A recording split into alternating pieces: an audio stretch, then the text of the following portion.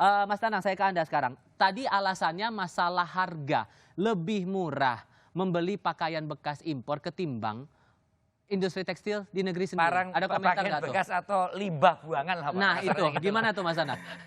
Ya, terima kasih Mas Iqbal. Jadi kita dari sektor industri ya, kita mewakili industri IKM, industri besar terkait dengan manufacture garment dan tekstil. Tapi barang-barang bekas yang disebut oleh Kang Mas Aryo Bima tadi terkait dengan importasi masuknya itu adalah sampah, ya kan? Itu sampah, zero, nilainya itu zero. Jadi ketika nilai zero itu di-compare dengan atau di head to head kan dengan hasil produksi garment atau clothing industrinya teman-teman di pelaku IKM, ya jelas nggak masuk Mas. Mereka akan bisa menggunakan harga yang sangat murah untuk mendekati nol, sementara harga produksi dari teman-teman IKM terkait dengan banyak ekosistem dari tekstil itu sendiri, harga bahannya, harga tukang jahitnya, harga ongkos listriknya, ya kan? Dan bagaimana bisa berkomparasi antara barang bekas yang sudah menjadi limbah itu dengan barang baru yang diproduksi dengan ekosistem harga, infrastruktur harga yang ada di Republik kita? Jelas nggak masuk. Korban yang pertama akan terjadi, yang akan muncul adalah teman-teman di pelaku IKM, industri garment. Mereka yang memproduksi, sorry nih Mas Aryo Bimo, memproduksi kaos partai, ya kan?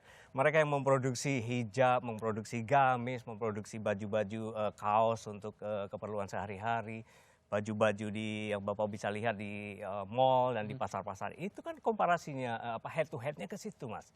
Jadi bagaimana pemerintah mesti melindungi industri ini, atau melindungi trade-nya, ya kan? Nah, sudut pandang kita berpikir bahwa pemerintah mestinya melindungi industrinya, karena dalam industri itu terdapat efek domino yang harus dijaga, karyawannya, keluarga karyawannya, ibu kosnya, tukang ojeknya. Tapi kalau industri trade-nya itu kan cuma sedikit orang yang terlibat di dalam trade itu, apalagi trade-nya, ilegal lah.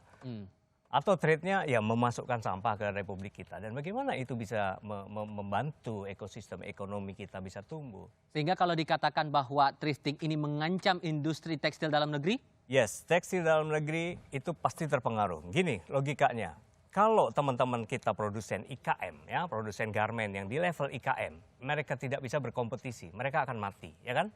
Kalau mereka mati, mereka tidak akan beli tekstil, tidak akan beli kain-kain, ya kan? Yang produksi kain-kain industri besar mati juga karena nggak punya konsumen, ya kan? Kemudian karena industri besar ini mati, industri yang lebih besar lagi di sektor hilir garment ikut mati juga, karena industri suplai tekstilnya tidak ada. Nah, rentetan ini kemudian akan mengarah kepada perbankan. Perbankan nanti juga bisa ya problem karena likuiditas mereka yang masuk ke industri tekstil dan garment menjadi terpengaruh di situ kan. Jadi jangan berpikir bahwa kalau sekedar menutup celah thrifting dari bahan impor itu akan merugikan satu segmen industri IKM, tidak. Efek domino panjang sampai dari industri tekstil besar, garment besar, dan perbankan. Yang ancaman 3,5 juta pengangguran yang dibilang Menteri Koperasi dan UKM Ya, juga bisa? kami sepakat dengan itu. 3,5 juta itu adalah karyawan, pegawai, dan mereka yang terlibat secara langsung di dalam industri mulai dari hulu tekstil sampai hilir garment. Termasuk mereka yang memproduksi di level IKM. Tapi level IKM ini relatif pegawainya kecil-kecil lah, sedikit-sedikit lah. Ya. Tapi di industri garment itu besar, puluhan ribu, sehingga sangat rentan dengan berbagai kebijakan sistem fiskal. Satu hal lagi, karena ini masih